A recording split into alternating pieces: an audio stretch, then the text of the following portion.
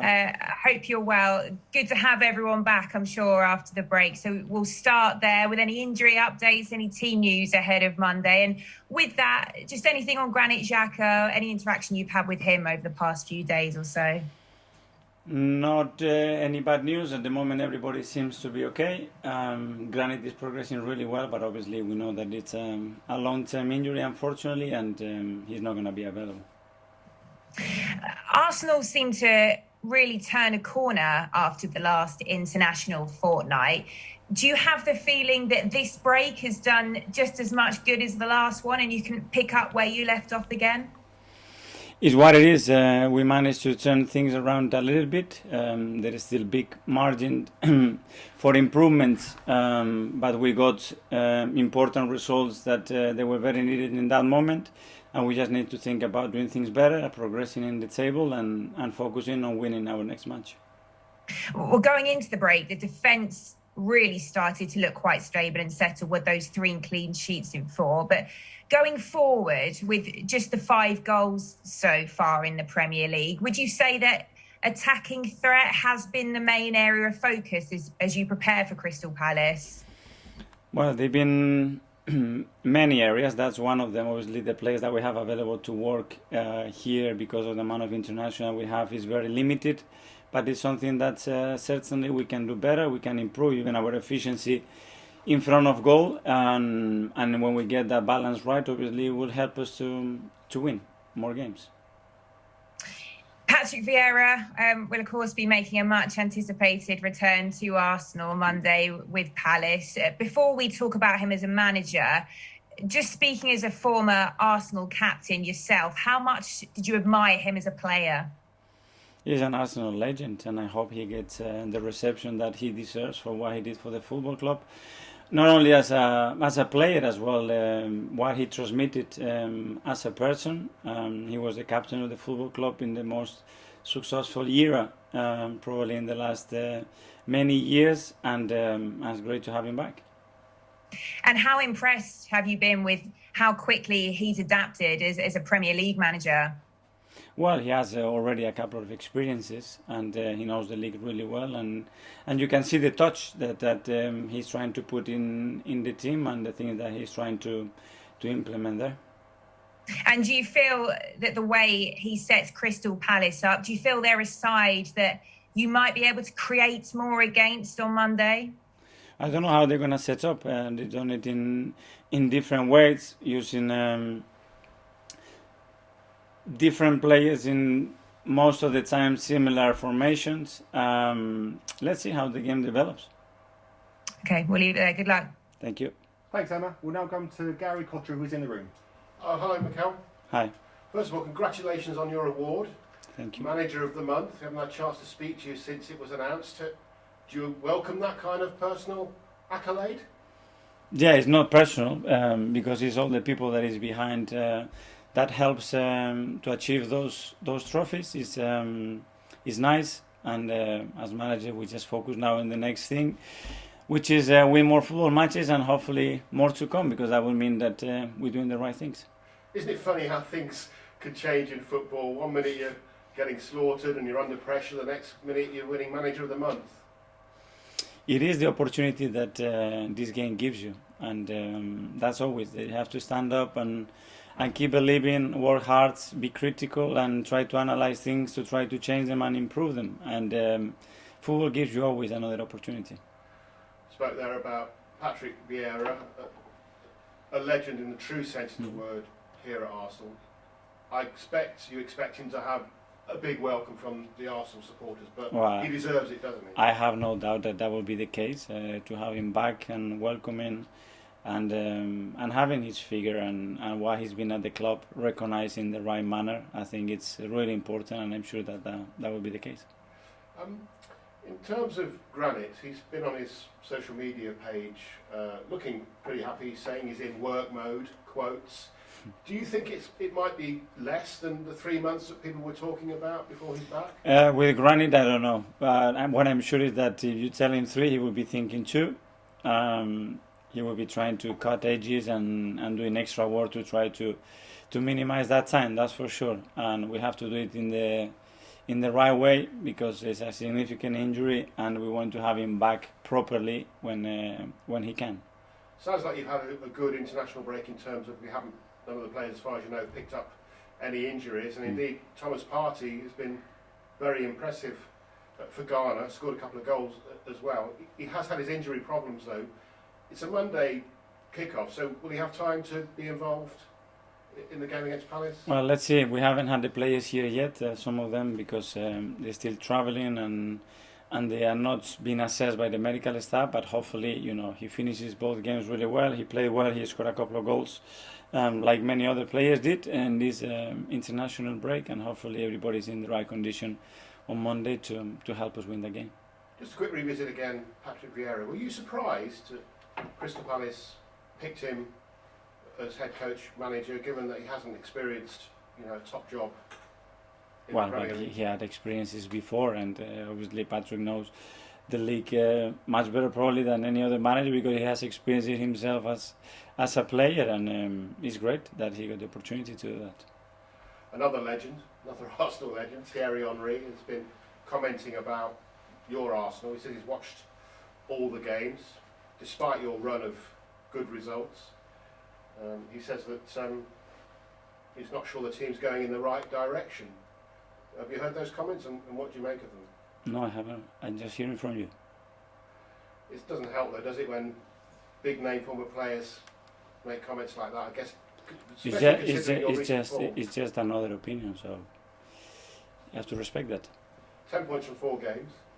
Was it actually, contrary to the earlier questioning, was it a bad time for the break to come? Would you rather have carried on with the momentum? When you're in good momentum, you want to carry on playing as quick as possible, and when the confidence is there and the momentum is there, you want to continue. But again, we knew that we had to stop after that game. We want to get as many points as possible, and we did well enough to do that and be in a different position to a month ago, and now we have to just improve it. Thank you. Thanks, Gary. We'll now go to George Cummins. Thanks, Dan. Mikel, hello. Is it a little bit of football romance in a way that 25 years ago Arsene Wenger was in charge of Arsenal for the first time, and here on Monday you've got 2 of his former captains managing the club? I just wonder what you thought of that. I don't know, that when you are still in this industry, that ball is rolling and roles change, and in the next 10 years something else would happen with another former player or another manager that has a different role in another team. It's part of what it is. Did you...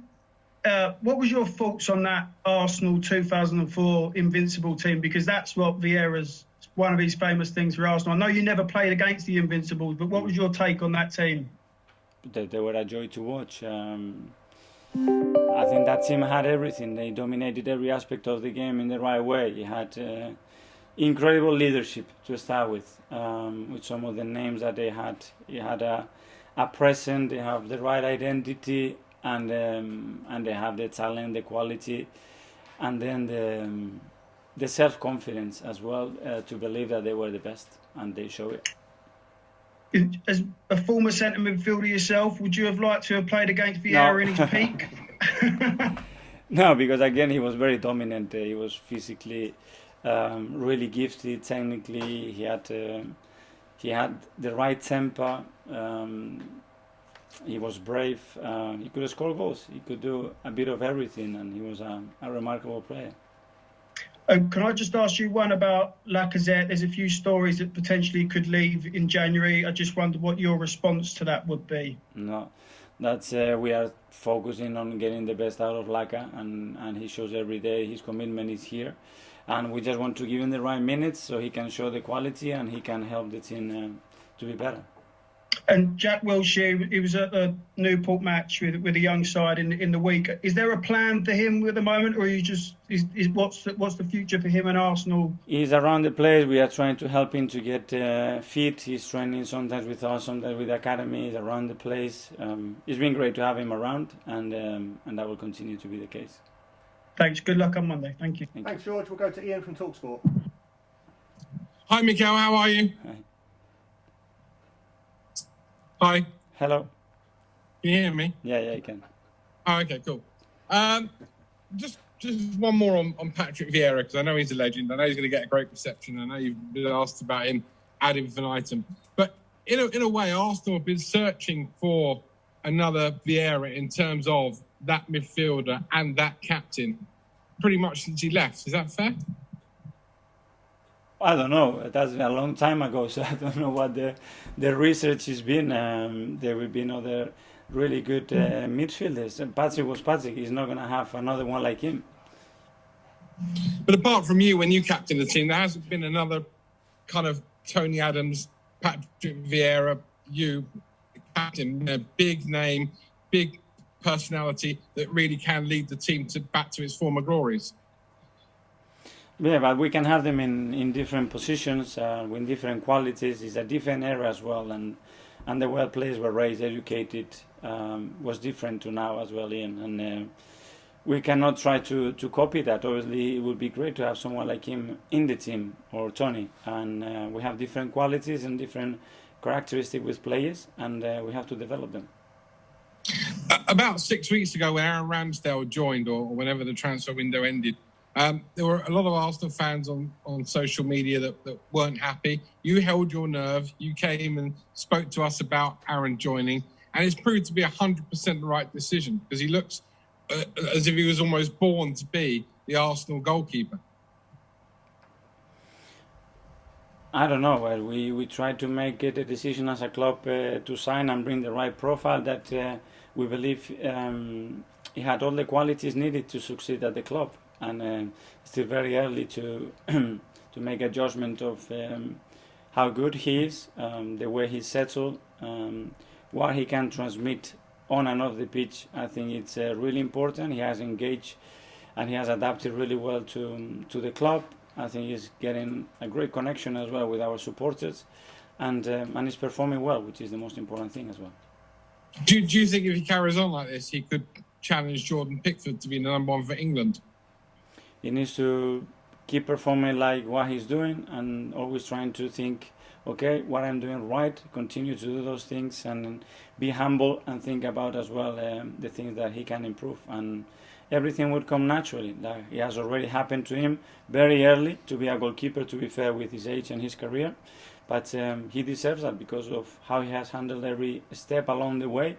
And some of them, they've been difficult moments and disappointments, which are important as well to evolve in your career. And finally, a couple on Emile Smith-Rowe. I spoke to him the other night after he scored the winner for England's under-21s against Andorra. And he very much gave you most of the credit, saying that you're the one who is just trying to get him to score more goals and improve his game on that front. Is that the main thing he has to do to improve his game? Just add goals to them? I think the intention, the hunger and the ambition should be there. And he's capable of doing it. We want to ask the players things that they can achieve. And I'm sure that Emile can improve that part of his game. He's so willing to do it. He's working on it almost every day. He's asking the right question, and he's getting better because he has a real hunger. And he seems very, the word that everyone uses right now, humble. He doesn't seem very big-headed at all. Is that something you're also instilling into him to keep his feet on the floor? To be fair, Emile is naturally like this. If anything, sometimes you have to tell him how good he is, and he needs to believe how good he is and encourage him to try things because he's capable of doing. And he's a joy to work with, and still very early in his career, but we are really happy to have him in the team. Cheers, Mikel. Good luck on Monday. Nick Keller from Haters. Hi there, Mikel. As you know, these press conferences are a way for you to sort of talk directly to the supporters as much as anything else. So I did a little survey of the fans to see what they'd like to ask you. And the number one topic was what's going on with Gabriel Martinelli. Why is he not getting much game time so far? Well, because of the amount of players that we have in those positions. First of all, he had some games that he played. He started against Brentford, and he started against Chelsea as well, and he started another game. Unfortunately, he got injured last week. It's a minor injury. We don't know if he's going to be available for Monday, but we have a lot of trust with Gabi, and we need to find the right space for him to grow within the squad. So he was playing a lot about a year or so ago, but has he gone backwards in terms of his progression?